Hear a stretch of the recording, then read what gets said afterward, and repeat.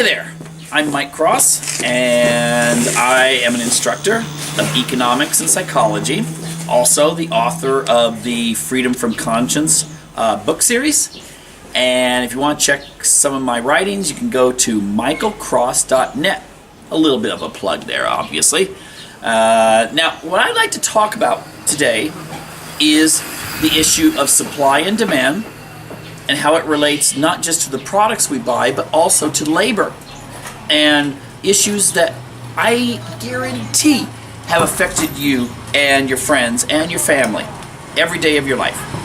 And this is going to be part of a series I'm doing called Economics Made Easy. So this is the first one. And as you can see here, I'm not in Sweden. I'm not in the United States, but right now I'm filming this from China. In fact, I'm in the one of the Hutan districts, traditional area where people have lived for hundreds of years. Very nice area, but not developed. Most people are starting to move into apartments and so forth, but that's going to be another video I'll deal with. Today, let's just start out with the issue of supply and demand. I don't know why so many people find this difficult, because it's not. But I'm going to use a little bit of a technique that probably you won't see in an economics textbook. And I promise, no supply-demand graphs, nothing like that.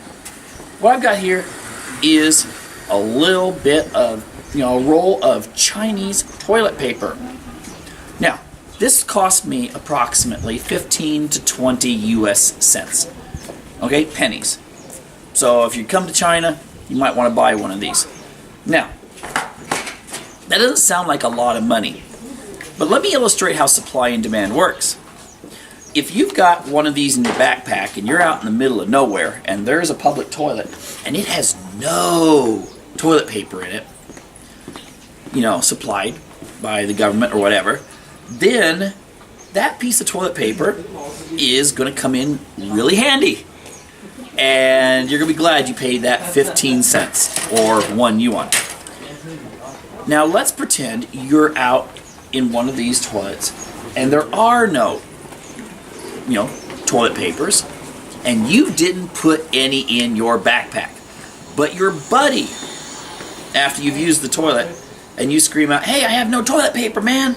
And your buddy's going, "Well, I've got a roll here, but you know what? How much are you willing to pay for it?" Now, that's where supply-demand comes in. You have no supply, but you have a very desperate demand going on. Your friend has supply, and he can set the price for whatever you're willing to pay.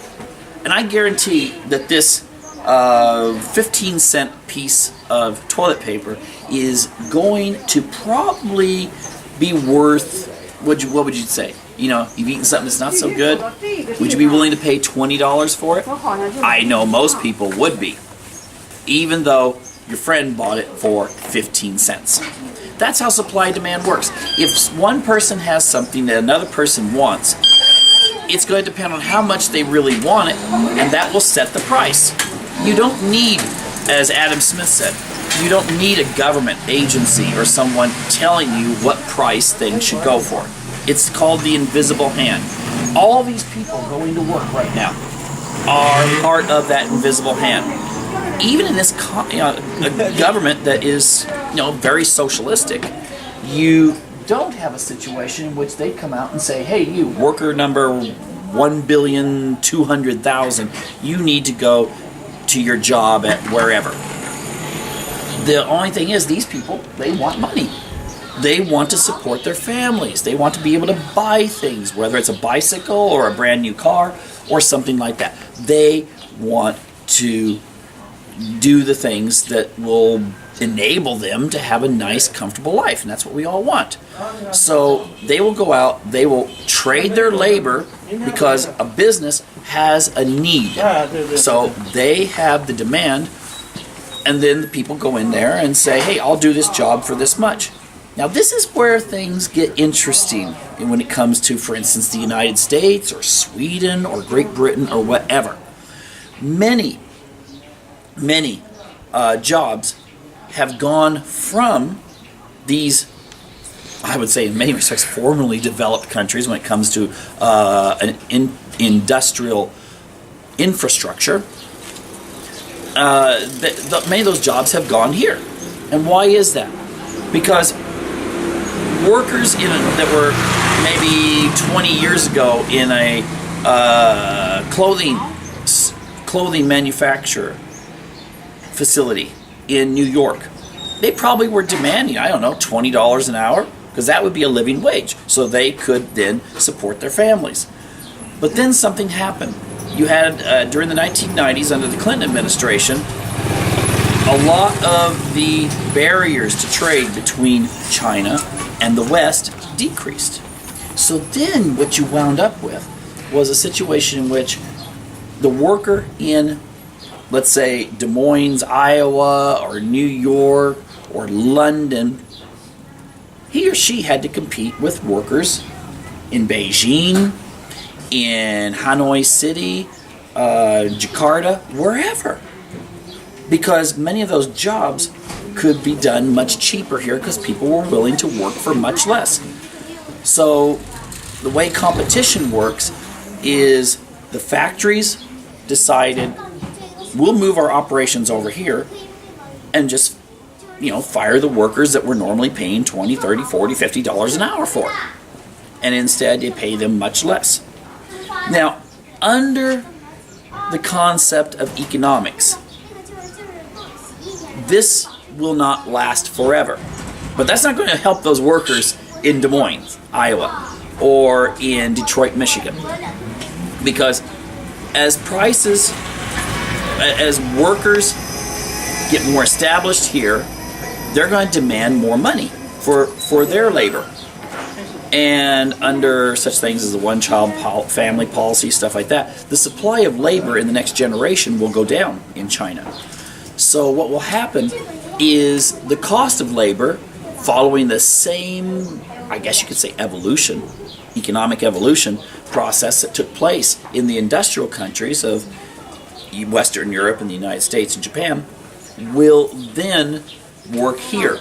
And Chinese firms that are developing now or already developed, and I can assure you, you can go through, Beijing has hundreds and hundreds of mega skyscrapers here, and that was not the case a generation ago. Now it looks like the skyline looks like something from a science fiction movie. When the businesses here find that their cost of labor and their cost of manufacturing has gone up, even if it's still cheaper than doing things in England or the United States, but it's way more expensive than it was, for instance, in 2005, 2010, 2015, they'll start moving their operations, just like Japan did, to other countries that supply cheap labor. Maybe Africa. Many Chinese I've talked to say that Africa will be the place where they will do their manufacturing in the future. And so, as these workers here that are doing jobs that were maybe done in Western Europe or the United States just a few years ago, when they are at a point where they can demand more for their labor, you will see factories and companies cutting their cost and going to other areas of the world. So I hope you understand this then. Everything is based on the concept of supply and demand. Here, things are cheaper, but the price, I will assure you, last time I was here was in 2009, the prices have gone up, and they will continue to go up. And then companies always trying to lower their costs so they can make more money for themselves, but also sell their products for cheaper and cheaper and cheaper, will find other places to produce their goods, and so that they make a higher profit as well. So anyway, I hope you can understand this better, how a little roll of toilet paper can actually illustrate how the global economy works. Thank you, and I hope you tune in to some of the other parts of this series, which will be created in the very near future. So, bye-bye from Beijing.